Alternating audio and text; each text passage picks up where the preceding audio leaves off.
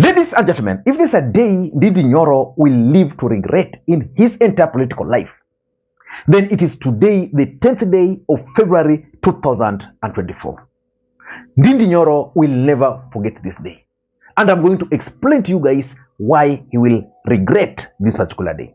Na nikikaa chini, Mheshimiwa Deputy President, mimi kama Ndindi Nyoro na viongozi wote wa Kenya Kwanza, tunajua plan ambayo rais wetu wako nayo ya kubadilisha nchi yetu ya Kenya. Na tunajua uchumi wa Kenya utabadilika na umeanza kubadilika. The least we can do as leaders ni kushikilia rais wetu, na wewe kama makamu wake ndio mfaulu. Rais wetu wakifaulu kwa maneno ya uchumi, hawa watu ambao ni wadosi wetu wananchi wa Kenya wanafaulu. And that is why we continue saying that we offer the president and you the deputy president our unconditional support as you serve the people of Kenya. That's Ndindi Nyoro. And Ndindi Nyoro is literally surrendering to Rigathi Gachagua. The question is, why would Ndindi Nyoro surrender to Rigathi Gachagua? Because we all know that Ndindi Nyoro has always avoided attending the same function with Rigathi Gachagua. If Rigathi Gachagua is in Kiharu constituency, his own constituency, Ndindi Nyoro will always find himself in Isiolo. If Rigathi Gachagua is in another place within the mountain, Ndindi Nyoro will find himself somewhere in Western Kenya. If Ndindi Nyoro and William Ruto are in, let's say, Kiambu, Ndindi Nyoro would always find himself somewhere in Nyakach. Today, Ndindi Nyoro shared a podium with Rigathi Gachagua, and he literally surrendered. And I asked myself, why would Ndindi Nyoro surrender to Rigathi Gachagua this early? The truth of the matter is that politics is a game, and timing is always key in politics. It could be concluded that Ndindi Nyoro committed one mistake of failing the timing factor. If you've been following the politics of this country, early last month, 15 members of parliament from UD party threw their weight behind Ndindi Nyoro's presidential bid in 2032. So the question is, why would Ndindi Nyoro launch his 2032 presidential bid in 2024? Was it a wrong timing? That is the question. And what will shock Ndindi Nyoro is the fact that he will not be able to get courageous leaders from the mountain to support him. Because the same early January, two courageous leaders from Murang'a County officially threw their weight behind Ndindi Nyoro. We want to invoke Article 33 of the Constitution, whereby everybody has a freedom to express themselves. As leaders of Murang'a, we are saying as following. We have supported two presidents from Kiambu. We have supported one president from Nyeri. We want to thank His Excellency, Dr. William Samoei Ruto, for even giving an opportunity to one of our sons, Rigathi Gachagua, as the deputy president. But we are saying the origin of the Kikuyus, the origin of the people of the mountain, they came from Murang'a. We've been supporting people from Nyeri. We've been supporting people from Kiambu. We are saying when a woman gets twins, it's not only, they don't suckle only one, it doesn't give only one baby to suckle. All of them are supposed to be given the breast to suckle. We are saying in Murang'a we have two sons. We have in central Kenya, in the mountain, we have two sons. We have the Rigathi Gachagua, a gentleman we respect a lot. He's a person who fought for us to be able to win this election. We have Ndindi Nyoro, a very, very stout supporter of Kenya Kwanza government, and who has been at the forefront making sure that Kenya Kwanza has gotten leadership. We are saying those two gentlemen, let each one of them given an opportunity. Rigathi Gachagua get an opportunity to serve one term as the deputy president. Ndindi Nyoro get an opportunity to serve one term from 2027 as the deputy president. 2032, they will decide what they want to do. Listening to that member of parliament today. Kama viongozi wa Murang'a, tuko nyuma yako na His Excellency Dr. William Samoei Ruto. Hapa kwa hapa. We have no doubt of your capacity as a leader. Na tunajua tukiwa nyuma yako tunaenda mbele. Kwa hiyo mdhoniwa kalia hapo. Asante sana. And another one is the senator for Murang'a. I'm not so sure whether the senator for Murang'a also attended this same function today. But listening to him previously, watching for Ndindi Nyoro, and tell me if this guy will find the courage to defend Ndindi Nyoro in future. Listening to him. Okay. So in short, I'm not seeking for any reshuffle. Yeah. What I'm seeking is, I am a new DA. Yeah. I would want President William Ruto to win again. Yeah. I would not want, in my view, to see him encounter difficulties, because maybe he has come with a running mate that is not the most popular. So is Rigathi Gachagua the most popular running mate now?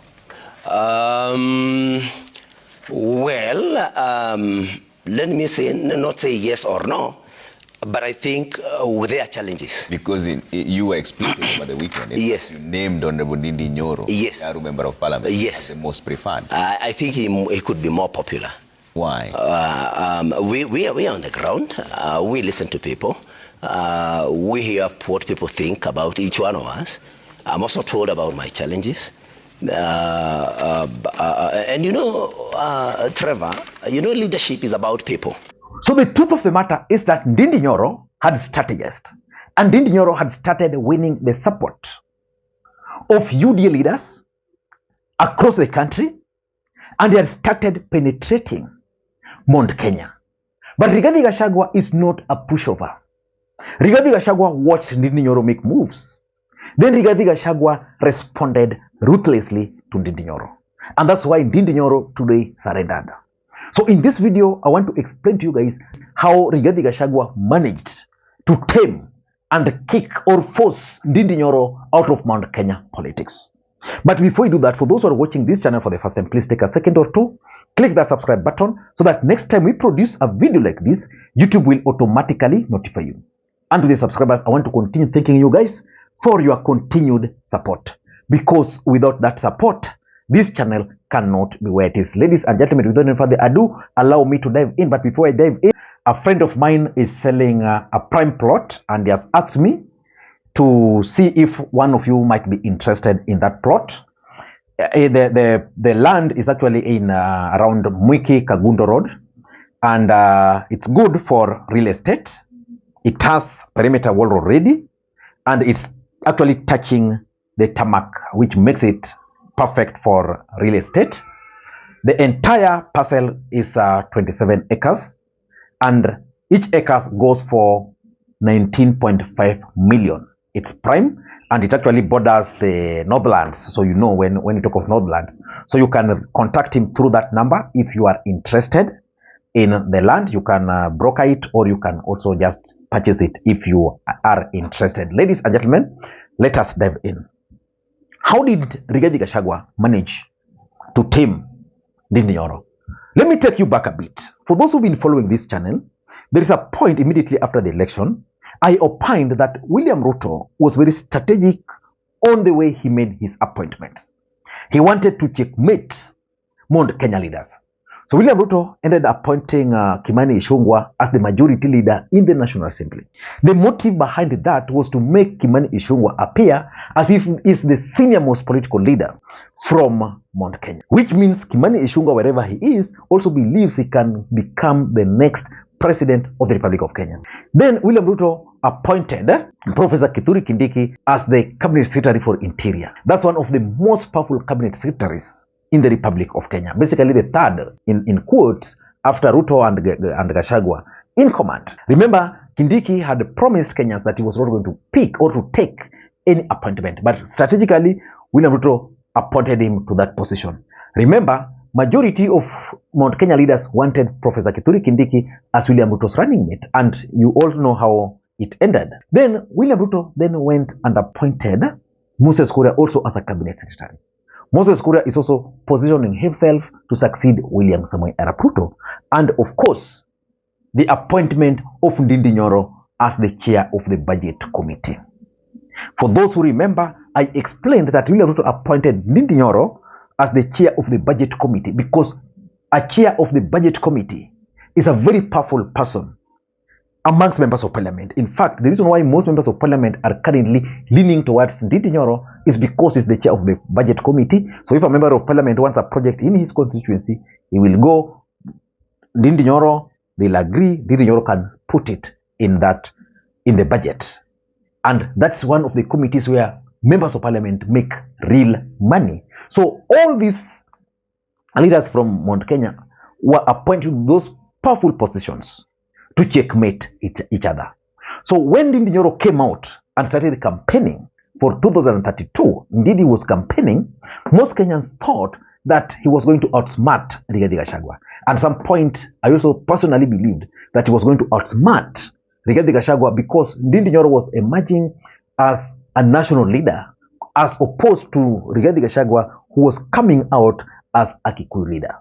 But if Rigathi Gachagua could outsmart the veterans from Mount Kenya to become William Ruto's running mate, because remember, Ndindi Nyoro was just a member of parliament, first-time member of parliament. He outsmarted Professor Kithure Kindiki, who was a senator and also served as a majority leader. Was he the majority leader? Yes. And Rigathi Gachagua outsmarted even people like Anne Waiguru, Moses Kuria, people who most people thought were going to take up that role. So fighting with Ndindi Nyoro was not going to be a difficult task for Rigathi Gachagua. So Rigathi Gachagua decided now to deal with Ndindi Nyoro. How? Number one, Rigathi Gachagua was able to rally support from Mount Kenya, especially the elected leaders. Ndindi Nyoro had the support of MPs from Murang'a. But how many were they? 2. Of course, they were very courageous, but they were only 2. Rigathi Gachagua then started plotting. He rallied most of them, including Sabina Chege, Kanini Kega, who are in Jubilee, the MCS, and he would go to events and he would list the members of parliament, the members of county assemblies who were with him whenever he attended those events. And that's how he was able now to scare Ruto. And he was able also to deal with the Ndindi Nyoro. Like yesterday he was in Kirinyaga, listening to this member of parliament. Sisi tunataka kutangaza tukiwa hapa Kirinyaga. Mtu yeyote ametoka Mount Kenya na anataka kugawanya hii mlima, huyo sio wetu. Na sisi tunakaa nyuma ya Deputy President Rigathi Gachagua atuongoze. Again listening to this member of parliament.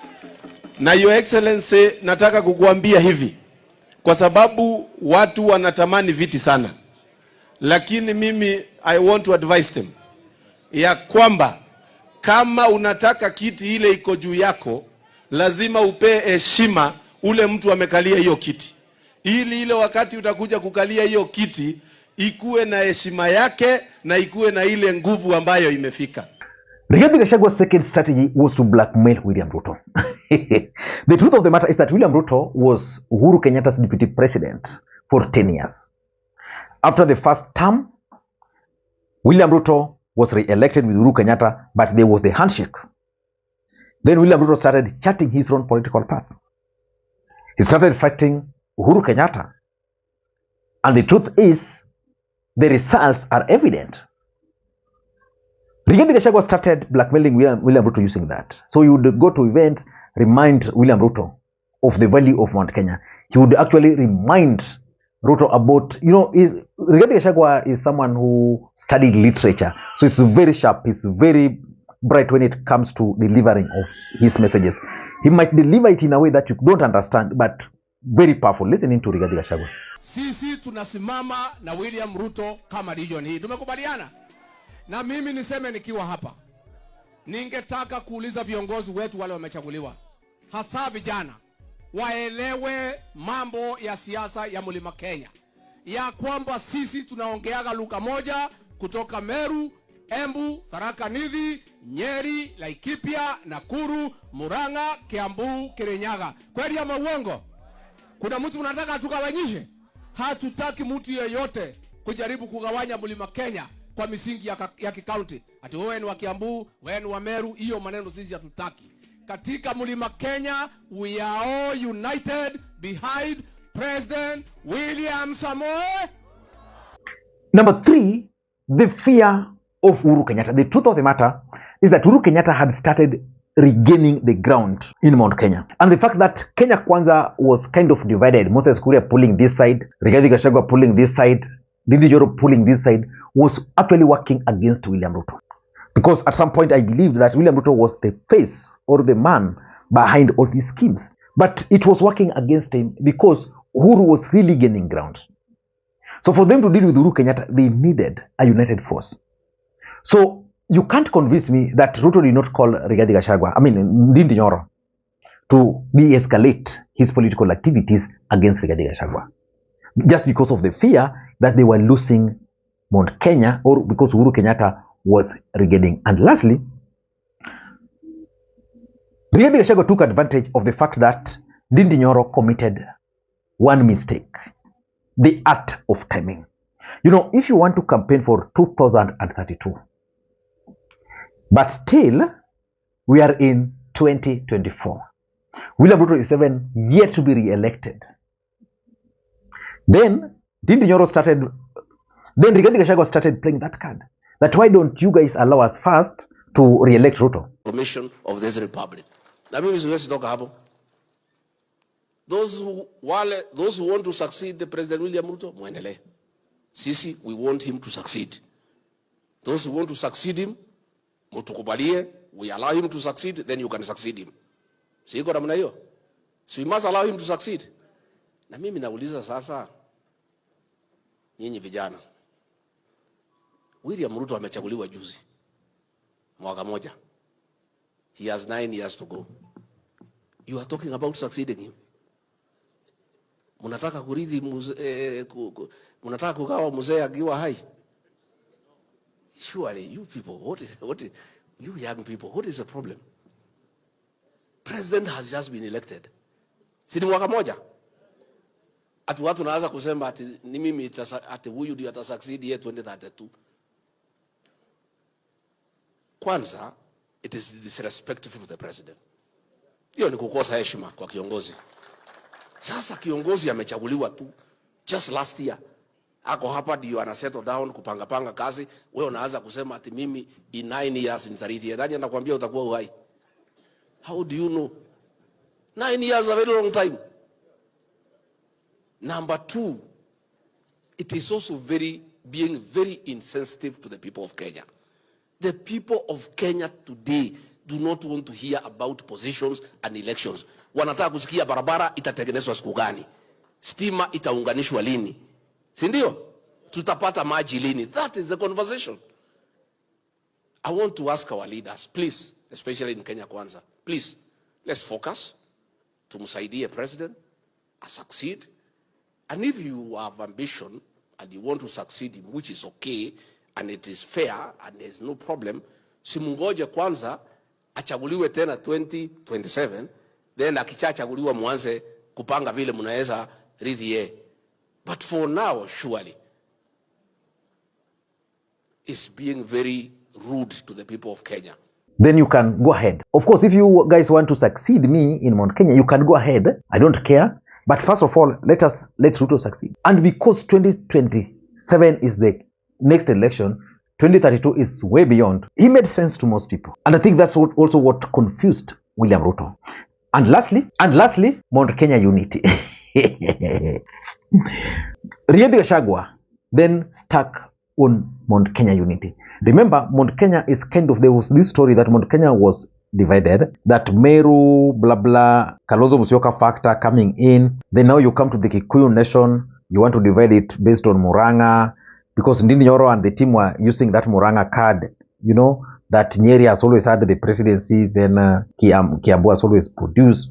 So they were using that tribal card. But for Rigathi Gachagua, Mount Kenya unity was key. And he sold it. And that's actually what made Ndindi Nyoro to think backwards. Let me ask you, in your own opinion, do you think Ndindi Nyoro has committed political mistake? Let me read in the comment section. Until next time, this is Makwiny. Bye-bye.